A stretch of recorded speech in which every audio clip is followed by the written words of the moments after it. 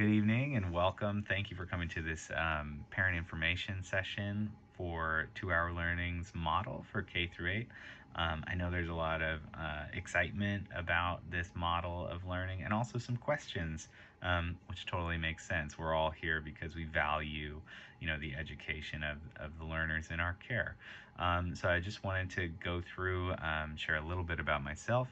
My name is Chris and I am a professional educator. I have a lifetime credential in the state of California. I taught for a decade there, teaching science and math, grades 6 through 12. I taught every single grade except 10th grade. Oddly, that one just slipped past me. But I taught every other grade. I was the department head. For the science department.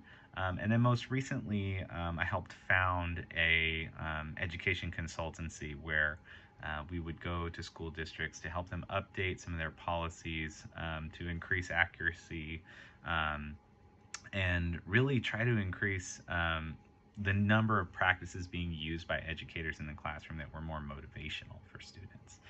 And so that's a little bit about me and where I'm coming from. And I know that there are a couple questions coming in, so I just wanted to talk about those. I received some questions ahead of time, so I'm just going to go over those.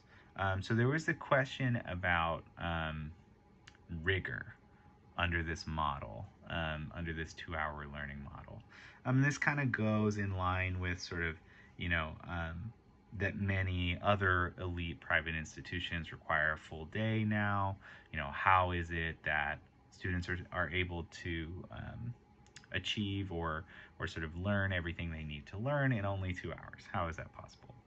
And so this is where 2 Hour Learning's model is really just kind of this master key that unlocks so much about what needs to change, really, if we're gonna develop students with 21st century skills and ready for 21st century careers.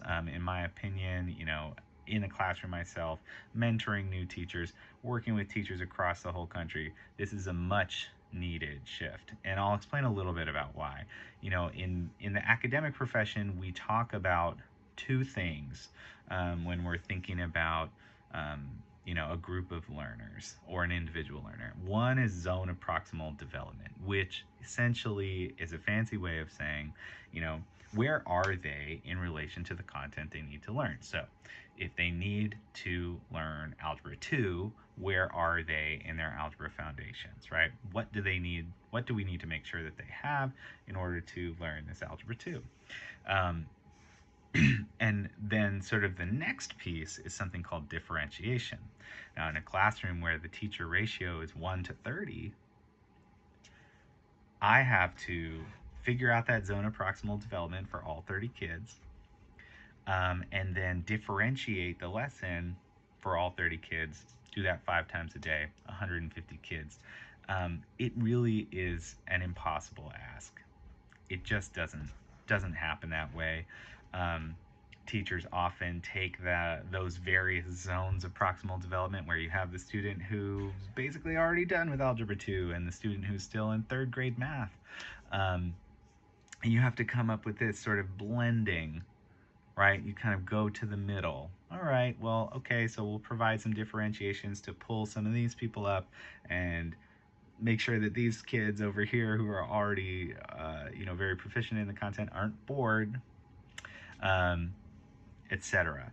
And one of the stats that 2 Hour Learning has shared, which came as no surprise to me, I didn't know it sort of offhand, but I had the lived experience of this, that there are more students that fall sort of outside the grade band for whatever the content is, English, math, science, etc., than fall within it.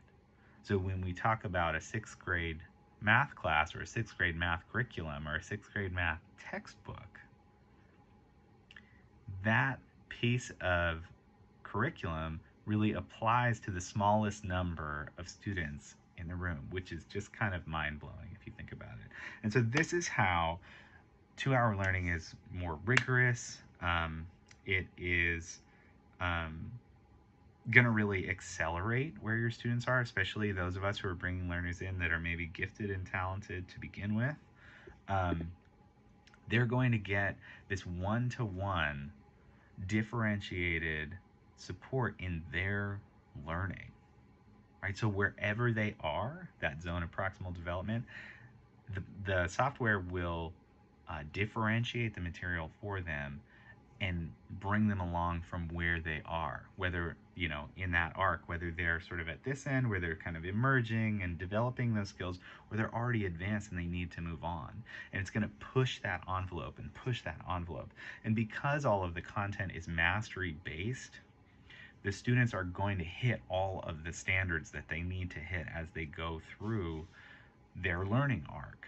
And some students will, need more time in math and less time in English, and vice versa, and every other possibility that there could be. And so it is this sort of differentiation exponentiator, meaning like it just takes this notion of that students need this differentiation, and it just handles it, and then makes it happen for every student individually. And it does it so efficiently that they actually only need 2 hours a day to go through their core academics. And so this sort of gets to the question I received about social emotional development, and that now institutions will actually have more time for that social emotional development. They'll have more time for those sort of like more complex and subjective and human interaction kind of based learning that we know happens at schools, but it's sort of on the periphery. And now when you can take the learning model and truncate it to 2 hours and be not just as effective, but more effective, now you have all the rest of the day to focus on those extracurriculars, those social emotional skills that are really going to help these students stand out when they're looking to apply for elite universities. And so they won't be falling behind. They're actually going to be accelerating ahead of peers at other schools. And, the other elite private schools that are still using a full day model, I have a lot of respect for that. I worked in that sector myself. It can be effective, but I have to tell you, after seeing sort of both sides of this coin, it is not as effective as the 2-hour learning model. And this is really, this is the cutting edge. This is what students are going to need for these 21st century careers. They're going to need to be AI literate, right? We talked about tech literacy for the last 10, 20 years as the internet and computers became more prevalent. Well, now we're in the age of AI, and these students need to be AI literate. And if they're going through this model from a young age, they're going to be natives. So we're even getting to that term, right? Where we're at developing AI natives. And so I really just cannot stress enough all of these concerns that I received in these questions. They're 110% relevant. I would be asking the same questions, and in fact I did ask the same questions before I was on sort of this side of the screen. And the fact that these questions are being asked just shows how, engaged and critical a parent group this is, that you all are taking the time to show up to this conversation. So I just want to appreciate you for that. And I hope that I've addressed at least the questions that I received ahead of time. Well, I'm sure there are some additional questions. Maybe we can get into some of the nitty gritty next. But the last thing I'll say before I open it to your questions or your additional questions that you might have is this model is also more effective in that it lacks the subjectivity that traditional schooling has. We've all had the students say or said ourselves, well, that teacher doesn't like me, or this teacher does like me, right? And now we're removing that element. And so students are really able to access their own intrinsic motivation to do this learning and to progress like they might with, dance or athletics. So I'll open it up to questions now. Thanks for your time.